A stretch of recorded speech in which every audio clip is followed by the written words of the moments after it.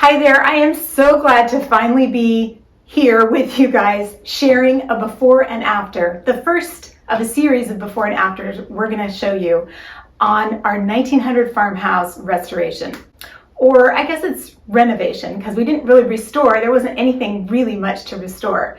And you'll see throughout this whole video and the ones to come that our one main goal with this house was to bring farmhouse charm and character and molding and stuff back into the house. It had all been stripped out. That was the main goal, and we did it in a number of ways. Most of it was DIY and most of it was pretty cheap. So come along and let's start with the living and dining room area. The very first thing we had done on the house was the foundation, and we knew that going into this renovation that we needed a foundation. So we couldn't do anything really on the house until we did that, because we didn't know what was going to happen with the structure. So that took about 6 months. It took some months to find it, to get the permits, blah, blah, blah. And the very first thing we did after the foundation was to get a new front door. It went a long way to providing that farmhouse look both in and out. It really encouraged us and made us really see the potential of the farmhouse. So I knew that I wanted a single door with side lights. I wanted there to be more light. That was the major goal of this whole renovation, is to bring more light into the house. And so it was just a single offset door. I wanted it centered, and I ordered this set of doors pre-finished online at Home Depot. And it was very odd. I didn't really think you could do that, but I did. And here's a tip. It was way cheaper ordering it online in my phone, not on the computer, than going into the store. They're not connected, the store and the online, or not connected, at least at that point. And it was $1,000 difference. So do check different places if you're ordering online. When we first saw this house, this room was all one big open area, which didn't quite feel right with a 1900 farmhouse. And I knew that something must have been off. And as we had walked through it and I went through it in my head, I knew that I wanted to add a wall in between them to make an actual dining room and living room. And also to have an entry area, and that was really important to me, to have a place where people could hang up their coats, take off their shoes, whatever, and just an entry area where we could put the dog's leash and, you know, all that kind of stuff. So we added a wall. And the fun thing was, when we took the flooring off, we saw that there was originally a wall. So my intuition was right. There was a wall. It was in the center, so ours is a little bit further off. But the spirit of the two rooms in this front area is back like it was meant to be. So even though I wanted a wall between the living and dining room, I didn't want to make it feel closed off. I still wanted an open, you know, easy movement feeling. So we made the doorways really wide. The doorway from the living room to the dining room is 9 feet wide. And then we widened the doorway going into the kitchen at least double. I don't really remember the numbers, but it really made a huge difference. It seemed very small and closed off before. And widening the doorways was an easy win that made a big difference. One of the things both Brian and I knew we wanted to do eventually was to open up this side wall of the living room to the view. It's a beautiful view out there, and it had one window in it that didn't seem to take advantage of it. And we were going to put it off till later until we realized that was silly. And so we ended up doubling the size of the window, just buying another window the same size that was there and opening it up so that two of them could be next to each other. And it just opened up the view, opened up the light, opened up the room. It again made a big difference for not very much money. So one of the challenges we ran into was the fact that there were no light switches in the living room and dining room. There were 2 light fixtures, 2 fans, and they just both had remote controls. So there was no way on the wall to turn these things on and off. I'm not sure what the thinking was.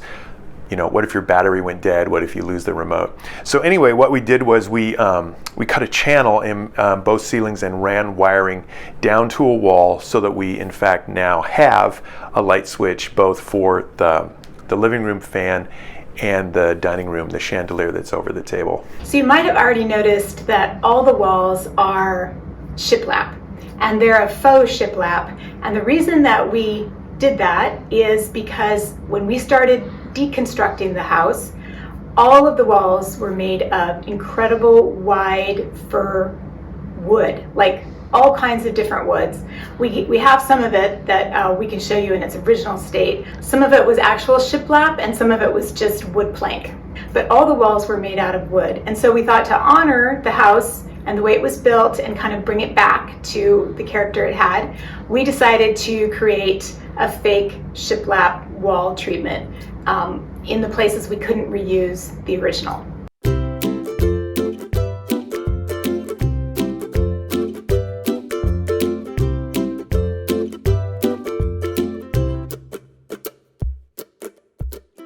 So the ceiling, like the walls, had kind of a very modern, 1970s modern texture to it. Did not look at all farmhouse. We chipped away to see if maybe there was wood underneath that we could, redo and rejuvenate, but that wasn't going to work.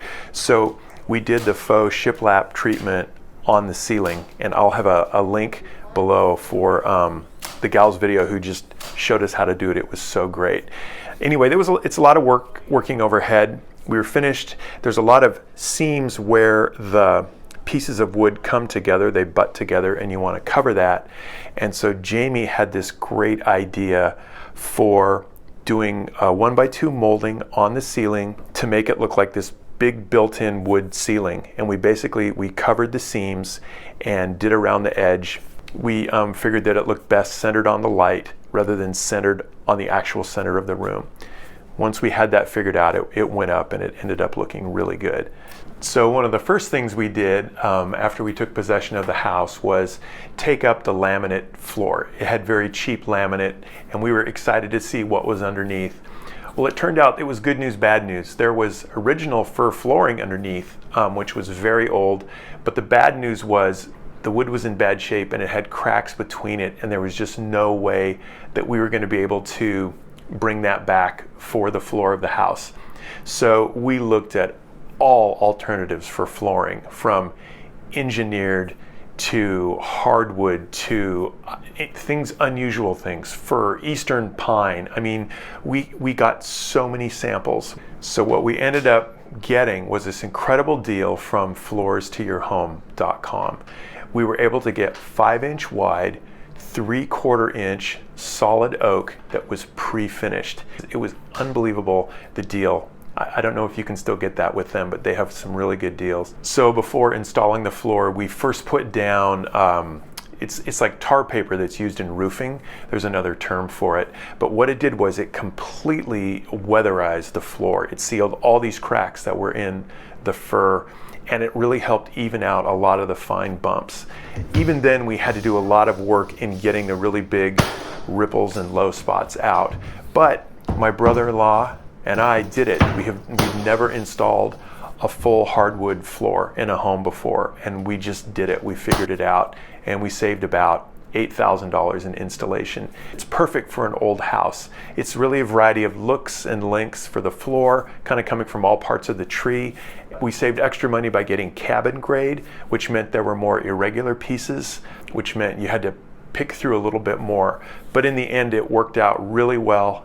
And having lived on this for months and months and walked around, we're really happy with it. And we think it just looks great in the farmhouse. So as you can imagine, with the goal of having light inside, I wanted all the walls to be white. I wanted everything to be white. I just wanted light and airy.